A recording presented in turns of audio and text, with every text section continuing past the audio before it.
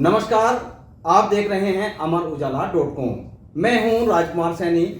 आज हम ऐसे विषय पर चर्चा करने जा रहे हैं क्योंकि कल का दिन जो 9 जून है, रविवार का दिन ऐतिहासिक दिन है, क्योंकि इस बार तीसरी बार जो है नरेंद्र मोदी प्रधानमंत्री पद की शपथ लेने जा रहे हैं। इस मंत्रिमंडल में बताया जा रहा है कि कुछ मंत्री भी शपथ लेंगे। ऐसी स्थिति में जो है हम लोग उस पर चर्चा करने जा रहे हैं, क्योंकि हमारे अगर मेरठ पश्चिम उत्तर प्रदेश की बात करें तो मेरठ पश्चिम उत्तर प्रदेश में रालोद भी अपना अलग स्थान रखती है और इस बार एनडीए के साथ मिलकर चुनाव लड़ी है और रालोद के 2 सांसद जीत कर आए हैं।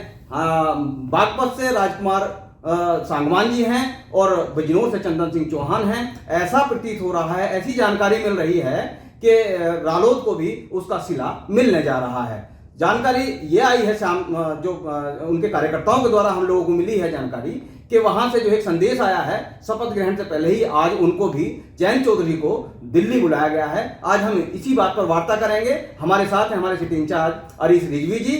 कुछ बातें हम लोग आपस में करने जा रहे हैं जो आपके सामने भी हम प्रस्तुत करने जा रहे हैं। तो अरीश जी से मेरा एक सवाल ये है, क्योंकि जयंत चौधरी जो रालोद के इस समय राष्ट्रीय अध्यक्ष हैं और वो पूर्व प्रधानमंत्री स्वर्गीय चौधरी चरण सिंह जी के पोते हैं और चौधरी अजीत सिंह के बेटे हैं। ऐसे में अगर उनको मंत्रिमंडल में, केंद्रीय मंत्रिमंडल में शामिल किया जाता है तो पश्चिम उत्तर प्रदेश को क्या लाभ होने जा रहा है? जी अरी जी सैनी जी, तो ये तो आपने बता ही दिया, जयंत चौधरी को बुलावा आ गया है और वो मंत्री बनने जा रहे हैं। ये वेस्ट यूपी के जो रालोद के कार्यकर्ता और बाकी के लिए भी एक खुशी की बात है, क्योंकि वो वेस्ट यूपी से उनके 2 सांसद बने हैं तो वेस्ट यूपी के लिए कुछ ना कुछ जरूर मिलेगा। जैसे उनके पिता चौधरी अजीत सिंह जो है नागरिक उड्डयन मंत्री थे 2014 में। 10 साल बाद ऐसा होने जा रहा है जब कोई रालोद से या जयंत चौधरी के परिवार से कोई मंत्री बनने जा रहा है।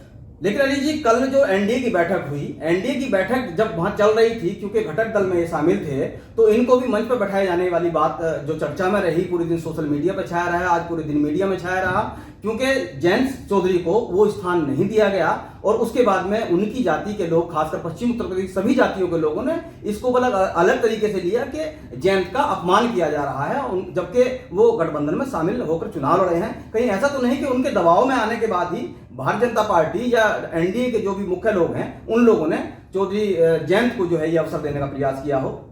आपका क्या कहना है? जी सर, हो सकता है ऐसा रहा हो। कल पूरे दिन सोशल मीडिया पे छाया रहा कि जयंत चौधरी तीसरी पंक्ति में बैठे थे। वो सबने देखा भी, तीसरी पंक्ति में बैठे थे, जहां जिन पार्टियों के जो गठबंधन में एनडीए के शामिल हैं, जिनके पास एक सांसद है, वो भी मंच पर बैठे हुए थे, ऐसे भी थे।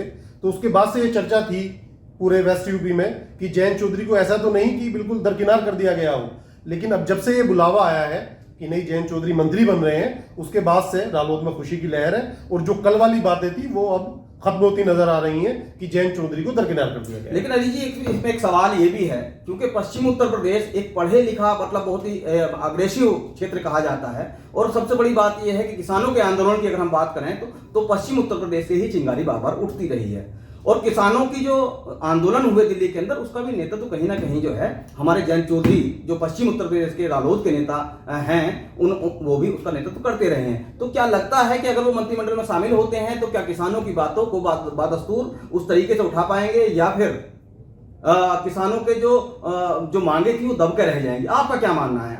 नहीं, बिल्कुल ये तो बहुत जरूरी है और मुझे लगता है कि वो किसानों की मांग जरूर उठाएंगे। अग्निवीर का मुद्दा भी उन्होंने उठाया था। हालांकि अभी ये तय नहीं है कि वो कैबिनेट मंत्री बनेंगे या राज्य मंत्री बनेंगे। अभी इतना ही पता चला है कि वो मंत्री बनने जा रहे हैं, लेकिन वो कौन से मंत्री बनेंगे ये तो शपथ ग्रहण के बाद ही पता चला। अच्छा, अगर बाई दी वे जैसे कल एक अपमान की बात की गई कि वो तीसरी पंक्ति में बैठे थे, बाई दी वे ना बनाया गया, तो आपको क्या लगता है पश्चिम उत्तर प्रदेश में क्या भूचाल आएगा? क्या वो कहीं ऐसी परिस्थिति आ जाएंगी जैसे कि इंडिया गठबंधन को छोड़ के चले आए थे, क्या फिर एनडीए को छोड़ देंगे? नहीं, ये बिल्कुल सही सवाल है। नाराजगी तो जरूर बनेगी। अगर उनको मंत्री नहीं बनाया जाता तो पूरी नाराजगी रहेगी। उनके 2 सांसद जीते हैं और राजकुमार सांगवान तो 1.5 लाख से भी ज्यादा मतों से जीते हैं और जयंत चौधरी उधर छोड़ के गए थे। वो पहले इंडिया गठबंधन का हिस्सा थे और वो फिर एनडीए में शामिल हुए हैं। तो ये तो नाराजगी तो जाहिर है, लोग नाराज होंगे, रालोद वाले भी नाराज होंगे। अच्छा जी, मेरा एक सवाल एक और है, क्योंकि पश्चिम उत्तर प्रदेश में किसानों की बात होती रही है, उनके पिता कृषि मंत्री रहे हैं तो ऐसी स्थिति में आपको क्या लगता है कि अगर वो मंत्रिमंडल में शामिल होते हैं तो उनको कौन सा मंत्रालय मिलने की बात होती है, कौन सा मिल सकता है उनको, जो है आपको क्या लगता है? अभी ये कहना मुझे लगता है सैनी जी जल्दबाजी होगी कि उनको कौन सा मंत्रिमंडल मिल सकता है। वैसे वो किसानों के नेता रहे हैं, उनके फादर रहे हैं, उनके दादा रहे हैं, तो किसानों के मसीहा भी कहा जाता है चौधरी चरण सिंह को।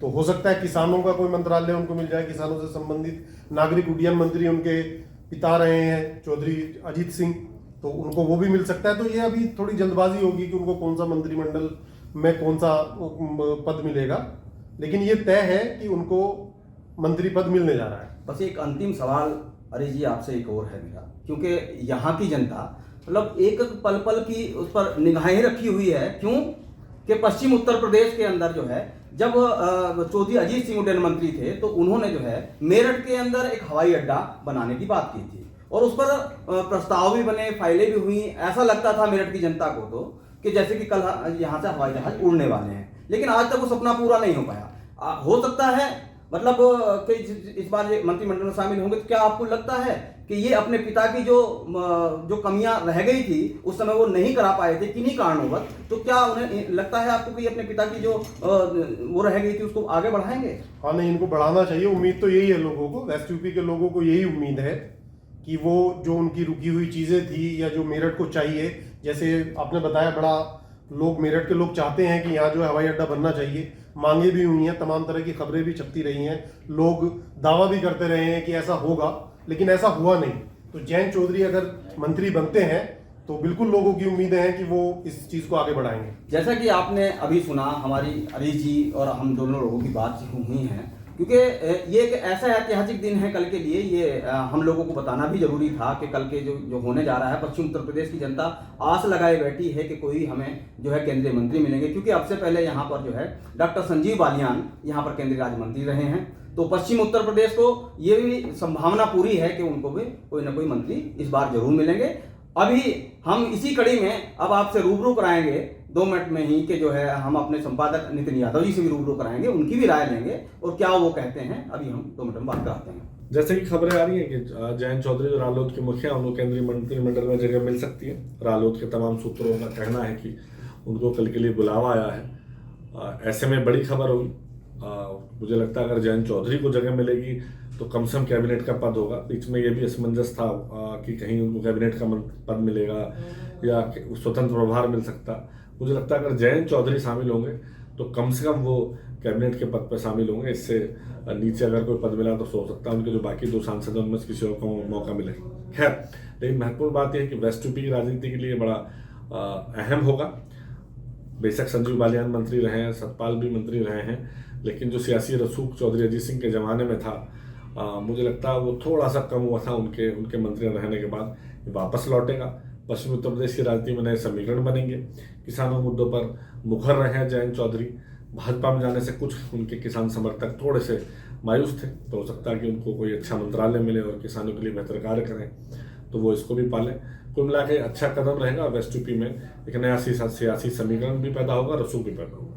अगर आप ये वीडियो YouTube पर देख रहे हैं तो हमारे चैनल को सब्सक्राइब करें और बेल आइकन को दबाना ना भूलें। अगर आप Facebook पर ये वीडियो देख रहे हैं तो हमारे पेज को लाइक करें।